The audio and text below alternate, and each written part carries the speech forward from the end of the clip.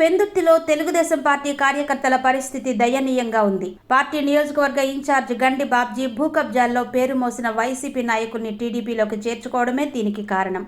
గత 5 ఏళ్ల పాటు వైసీపీ కబ్జాదారులపై పోరాడి జైళ్లకు కూడా వెళ్లిన టీడీపీ నాయకులు, కార్యకర్తలు ఇప్పుడు నిస్తేజంగా మారిపోయారు.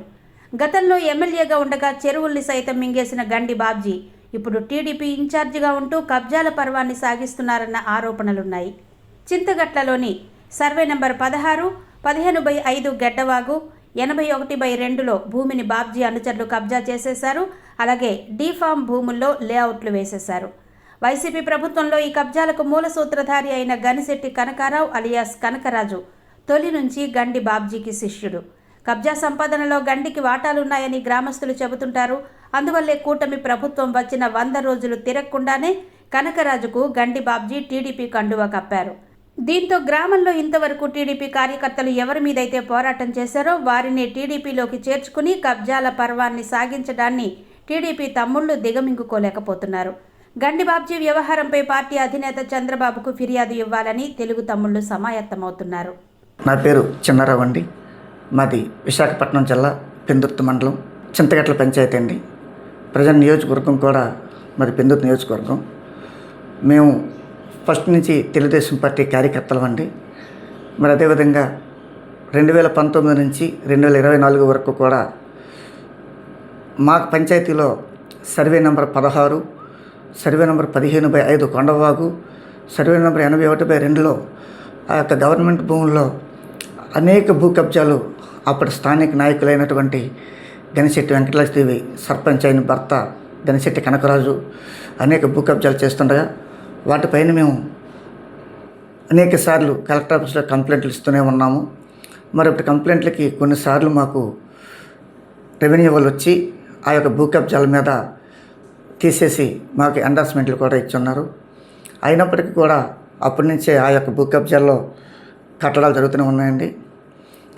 వీటన్నిటికంటే ముఖ్య కారణం ఏంటంటే అదే టైంలో కనీసం పంచాయతీల్లో సర్పంచులు పోటీ చేయలేని దుస్థితిలో ఉన్నప్పుడు ప్రతిపక్షంలో తెలుగుదేశం పార్టీ నుంచి నేనే పంచాయతీ సర్పంచ్ అభ్యర్థిగా పోటీ చేశాను.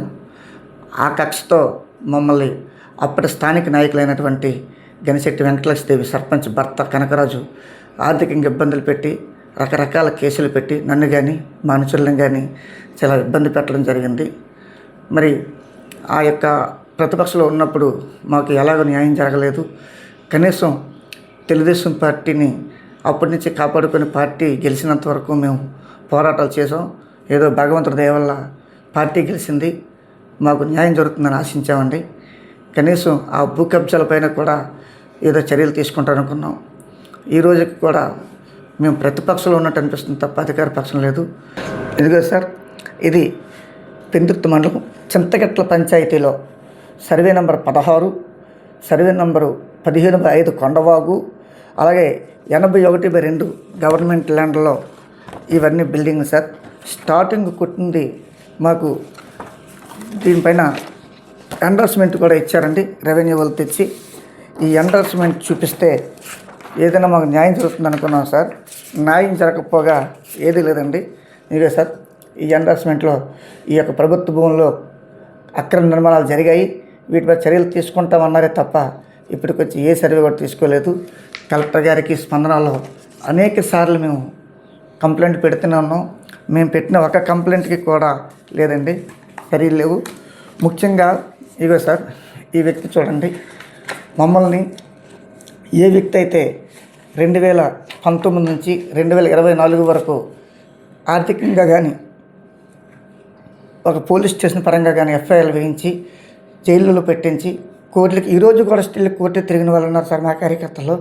అలాంటి ఈ వ్యక్తిని తీసుకొని బాబ్జీ గారు ఆయన పక్కన నుంచోబెట్టుకొని ముందు నుంచి నిజాయితీగా కష్టపడి పార్టీ కోసం పోరాడిన కార్యకర్తలు పక్కన పెట్టి ఈరోజు కూడా అఫీషియల్గా జరిగే కార్యక్రమాలకు కానీ అన్అఫీషియల్గా ఏదైనా సరే ప్రోగ్రాం జరిగినప్పుడు కానీ మా చింతగట్ల పంచాయతీకి, మాకు పక్కనే ఉన్నటువంటి తిరుపతిపాలెం పంచాయతీకి కనీసం మెసేజ్ కూడా ఇవ్వట్లేదు సార్. ఏవేనంటే అక్కడ ఉన్నవాళ్ళు నా మనుషులు ఉన్నారు, వాళ్ళే నా పార్టీ తప్ప ఎవరు కష్టపడితే నాకేంటి, ఉంటే నాకేంటి, పోతే నాకేంటి అంటున్నారు సార్. దయచేసి ఇదే కంటిన్యూ అయితే చాలా అసహనంతో ఉన్నారు పెందుర్తి నియోజకవర్గంలో తెలుగుదేశం పార్టీ కుటుంబ సభ్యులంతా ముందుకి తెలుగుదేశం పార్టీ జెండా కూడా పట్టుకోవడానికి కూడా ఇబ్బంది పడే పరిస్థితులు వస్తాయి సార్ ముందుకి. కావున తమరు దీనిపైన దృష్టి సారించి మాకు న్యాయం చేస్తారని కోరుకుంటున్నాను సార్. ఇది 2024 జగన్మోహన్ రెడ్డి గారు క్యాన్వాసింగ్కి వచ్చినప్పుడు సార్, ప్రచారంకి వచ్చేటప్పుడు వాళ్ళ ఫ్యామిలీ ఒక డ్రెస్ కోడ్ వేసుకొని మేము జగన్మోహన్ రెడ్డికి వీరాభిమానులు, మాకు వైఎస్ఆర్ కాంగ్రెస్ పార్టీ మా ప్రాణం, ఇది కంపల్సరిగా భారీ మెజార్టీతో వస్తుంది, మళ్ళీ మేము వస్తామనే దూరంలో ఉన్న ఫోటోలు సార్. ఇది ఇంత చేసిన వాళ్ళకి కనీసం 100 రోజులు కూడా ప్రతిపక్షం ఏంటో తెలియకుండా వెంటనే అధికార పక్షంలో తీసుకోవడం ఇది మాకు చాలా దురదృష్టకరం అని చెప్పేసి మేము అనుకుంటూ, దీనిపైన పెద్దలు ఎంక్వైరీ చేయించి నిజంగా మాదేమైనా తప్పు ఉండేటట్టయితే మేము కాదనుకుంటే మీ ఇష్టం చేయండి, లేదు ఈయన్ని ఎంక్వైరీ చేయండి, గణశెట్టి కనకరాజు అనే వ్యక్తి పైన ఎంక్వైరీ చేయండి, ఆయన గతంలో చేసిన తప్పులు నిజం అనుకుంటే ఆ వ్యక్తిని పార్టీ నుంచి సస్పెండ్ చేస్తారని. ఆ పార్టీని సస్పెండ్ అయితే 2 పంచాయతీల నుంచి సుమారుగా 3000 ఓటర్లు సంతృప్తిగా ఉంటారు సార్, లేకపోతే ఆ 3000 ఓటర్లు కూడా అసహనంతో ఉంటారు అని మీకు ఈ మీడియా ద్వారా నా ఆవేదన తెలియపరుస్తున్నాం సార్.